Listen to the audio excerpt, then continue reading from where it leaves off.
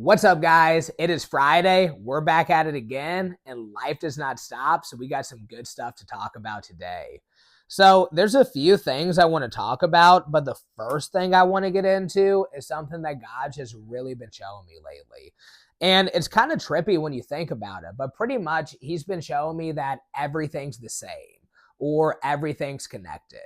And this is something we've all heard of before. I think Bruce Lee even has some like famous quotes like years ago where he's talking about how like everything's connected. But it doesn't matter how much we've heard this before. I really think this is something that's important for us to regularly reflect on. The reason being, it doesn't matter who you are or what you do, this is something that affects all of us in many ways. Now, a good example of how this affects us, and I truly believe that if we could have a good understanding of this, it just sets us up for success whenever it comes to living our own life. But pretty much a good example of how everything's the same. So I truly believe that days, the individual days we live, they're just miniature versions of our life. Now, whatever could he mean by this? Well, check this out. So, my favorite time of the day is the morning. I used to not be a morning person, but now I have grown an appreciation for it. And the reason why I like the morning so much is because the day is so fresh. There's like a fresh new energy to it. There's so much possibility. You can literally do anything because you have 24 hours to do whatever from sun up to sundown. And life is kind of like that too. Whenever you first start your life, the possibilities are endless. You're literally a blank canvas. Yeah, we all have different backgrounds and upbringings and stuff, but at the end of the day, you're just kind of like a blank canvas that could be anything you want to be if you put in the time and energy. But similar to individual days, so let's like take being an Oceanside, for example, okay? At the start of the day, I wake up at 6 a.m. If I want to, I can have a crazy day. I could drive down to the airport, just be like, hey, I don't care where it's going. Take me, like, give me the first flight going anywhere. I could land somewhere crazy and spend the day doing anything. I could just decide to drive to Vegas, spend the day in Vegas doing a bunch of crazy stuff. But as time goes on, the more time I spend just living my day doing nothing, the less options I have. If I want to do just a crazy day trip to Vegas, that's a good idea first thing in the morning. But if I wait till like 3 p.m., that idea doesn't sound as good. And it's the same thing with life. Whenever we start our life, we have all this possibility, but sometimes it just becomes easy to waste time, and then one thing leads to another, and the next thing you know, it's too late to do the thing you wanted to do. So that's just something God was showing me, but it happens in many other ways too. Another good example of how everything's the same is music. Because, dude, so I love watching live music. I don't know why. I feel like a lot of artists, like their best versions of their songs are whenever they have live performances because you can see the emotion and everything in there. And one thing I saw the other day, whenever I was watching just like a live performance of a song, it was a cover, and that's what really stood out to me. So, music and jiu-jitsu, the exact same thing because they're both art forms. So, similar, like I think, and I'm not even a huge Post Malone fan or anything, but he does really good live performances. And he was doing a live performance of this country song, just like a song he would never make on his own.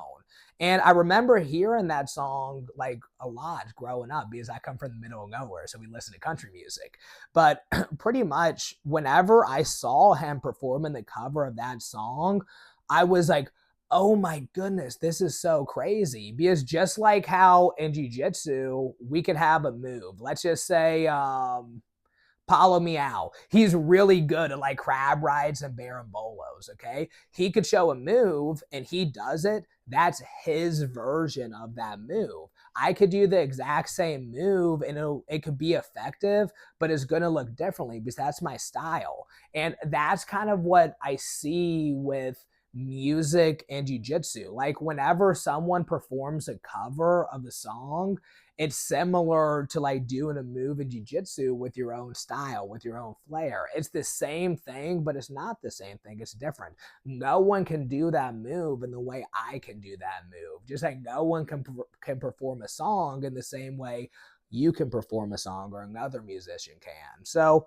I don't know. That's just something that's cool to think about. But another thing that I want to talk about is this book I'm reading right here. So I finished the Rickson Gracie book, so we got to find another martial arts book. So we're reading Undisputed Truth by Mike Tyson, and what a book this is. So I'm not even too far into it. You can see I'm only at the beginning, but there is a quote in here that caught my attention so much. So pretty much Mike Tyson, he's talking about his upbringing.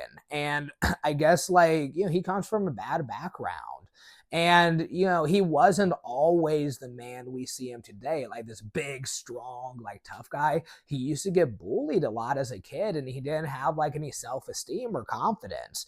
And whenever he found boxing and he was around his coach cuz like he said nice things to him, he uplifted him, he made him feel a way about himself that he never felt before. Like he made him feel strong, like he could be something. And what Mike Tyson said in it is, he said, you give a weak man some strength and he becomes addicted. And oh my goodness, what a quote that is, because that's so relatable. Because I'm not going to lie, I feel like, so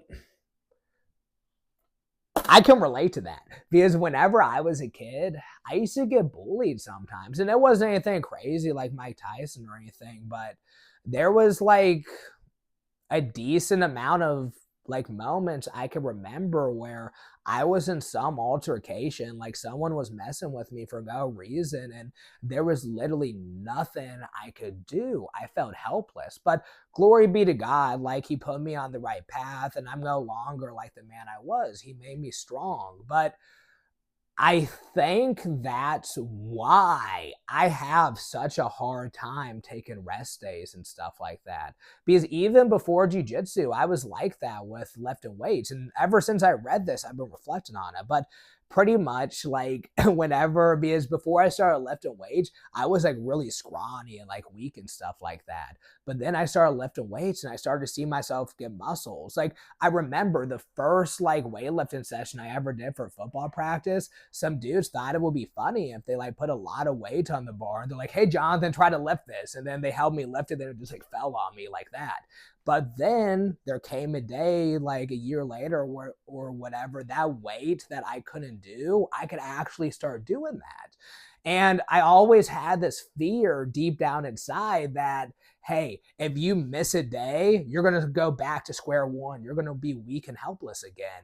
And even with jiu-jitsu, I get that fear. I know it's not true. There is no way I'm going to unlearn like 6 years of jiu-jitsu all day, every day by missing one practice. But because I was once weak and knew what it was like to be helpless, Mike Tyson talks about it in the book, man. He's like, that part of you never goes away. You're always going to have that thing in you. So yeah, pretty much whenever he says you give a weak man some strength and he becomes addicted, I feel that. But I think there's something to it too, because even biblically speaking, like if you look at the assignments God gives people, the people that ended up having these big roles and everything, they all for the most part started out as nothing in the beginning. Like even King David, he was this big powerful king. He killed Goliath, like he did all these good things for Israel, but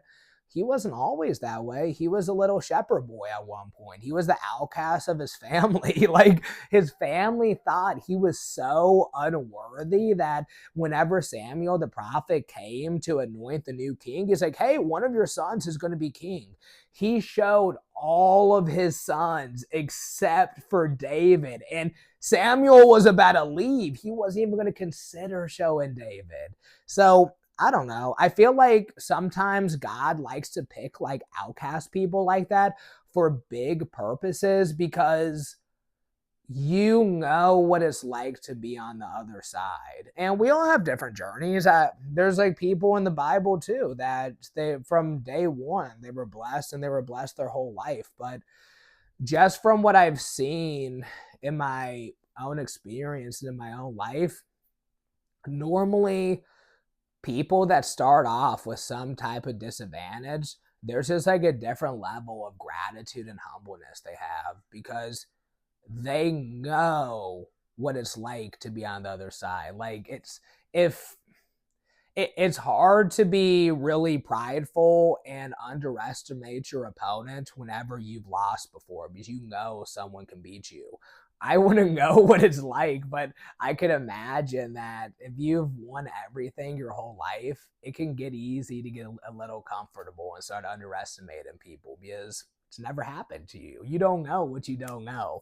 So, yeah, that was a little tangent. But pretty much the last thing I want to talk about, it's kind of like this whole philosophy that I really appreciate, but God kind of reminded me of today. So it's kind of cool because like every day we get to choose what we want to be. We're always becoming something. So something I just remember this morning is like, look, I may not feel like the man I want to be today, but what would the man I want to be do? And I feel like that's just a big part of achievement stuff. I use jujitsu as a reference a lot, but I do that because there's not many things I understand as much as I do jujitsu. Like I don't do much with my time except for that. But pretty much it's like it's just the art of showing up every day, dude. Like I'm getting closer to my goals in jujitsu, but I think I'm at the point now where we could say, yeah, I have pretty good jujitsu, but I didn't always believe that coming in, you know? But eventually you just fake it till you make it, and then eventually you're going to end up where you want to be. And sometimes it can seem overwhelming getting to that place you're trying to go to, but just what's been really helpful to me over the years is just setting realistic goals every day. If you could do at least one thing every day to get you closer to where you want to be, then it's only a matter of time till you get there. So, a good example for me, I really didn't feel like doing this today, but I'm glad I did it because the man I want to be, he would do this. He's going to have this stuff organized. So, it doesn't matter how I feel today, how tired I may be, whatever. If I want to be that, I have to consistently do the things that person will want to do. So, I don't know. Hopefully, this was enlightening to some people, but yeah, God is good, and let's have a good day today.